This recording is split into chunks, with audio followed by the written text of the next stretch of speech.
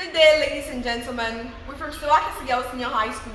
I'm in the person of Akudigi Karen, together here with my colleagues, Jacqueline Agavet Nana Ojoa and Abeta Abede Joanna. Now, our topic from this year's theme is Green Energy Solutions Combating Water Challenges. Green energy solutions combating water pollution refers to the utilization of renewable energy technology in solving the issue of water pollution. Now, the use of renewable energy in this technological era is comparatively high. Solar energy can be utilized for both domestic and industrial usage.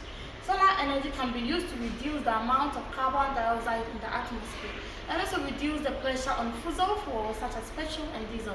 Our project is aimed at achieving Sustainable Development Goals 3, which is good health and well-being, Goal 6, which is clean water and sanitation, Goal 7, which is affordable and clean energy. Now, we use solar energy as the main power for our system because some sources of renewable energy face challenges in terms of environmental friendliness and availability. So we made our own solar panel and powered our system, which is called the sand filtration system. Now, filtration is the removal of particles from suspension in water. Removal of these particles takes place by mechanisms such as flocculation, sedimentation, coagulation, straining, and surface capture. Now, the filtration here is to remove particles or suspended matter and microorganisms which were not able to be removed by the sedimentation process. We identified the problem to be due to excessive deforestation, inadequate sanitation system, poor hygiene, and illegal mining, popularly known as galamsey, which is destroying water bodies in some localities and communities, and as such having a negative impact on their health. So the main objective for our system right here is to power or use renewable energy to power the treatment of water and also remove harmful substances from water which make it unsuitable for human use. Okay, so here are some materials we use for our project. The plastic container, the PVC pipes, the tap controllers, the wood, the charge controller, rechargeable battery, CDs, copper wire, and many more. So our project is enhanced by the solar panel and the Arduino device. The solar panel is in an array. It absorbs electromagnetic radiation from the sunlight and converts into electrical energy. So the solar cells here are semiconductors which convert the radiant energy into electrical energy to power our system.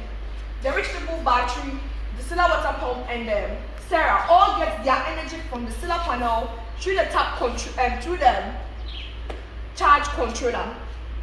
So the solar water pump pumps water or dirty water from its source into the dirty water tank.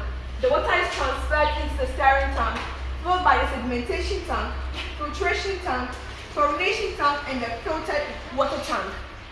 So water in the dirty water tank is transferred into the steering tank, passing through coarse filter to filter the larger particles. When the water gets into the steering tank, the Serwaa stirs the water vigorously to ensure even distribution of particles in the water. The water is then transferred into the sedimentation tank. In the sedimentation tank, the water is left for some time for the particles to settle at the bottom. And as you can see here, we don't have any lid here. That is to ensure aeration, to reduce the odor of the water. The water is then transferred into the filtration tank. This is where we open the tap controller. So the water passes through fine filters, which are the gravels, the coarse sand, the activated carbon, and the cotton. The water passing through this fine filters then gets into the chlorination tank. In the chlorination tank, a calculated amount of chlorine is added to the water to kill the remaining living pathogens. The water is then transferred into the filtered water tank. In the filtered water tank, this is where the Arduino device, which is a programmable device programmed to perform specific tasks, which is acting as the water level indicator here. So the red indicator goes on for us to know that there is a very low amount of water in the filtered water tank, followed by the yellow showing that the water level is rising, the blue rising, and finally the green, which shows that the water level in the filtered water tank is really full.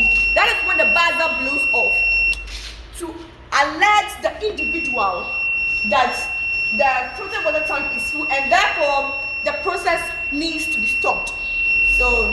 that is how the buzzer blows off. So anything you do around it can stop the process or pause the process. The limitations and challenges of our project are that 1. Bad weather conditions for a longer period of time can reduce the effectiveness of our solar panel. Again, filter clogging or blocking can reduce the effectiveness of our project since the filters can accumulate particles. 3. Incomplete separation of particles during the filtration process due to the presence of fine particles or dissolved substances. Thus, in conclusion, our project supports the treatment of water for domestic use and other human purposes. And then 2, without grid electricity, our projects can be used. 3, our projects provide a source of employment to improve the standard of living of the people. Lastly, our project is robust, efficient, and environmentally friendly. Thank you. So to add together communities, watch out because Serwaa Kesse Girls is coming for you. Thank you.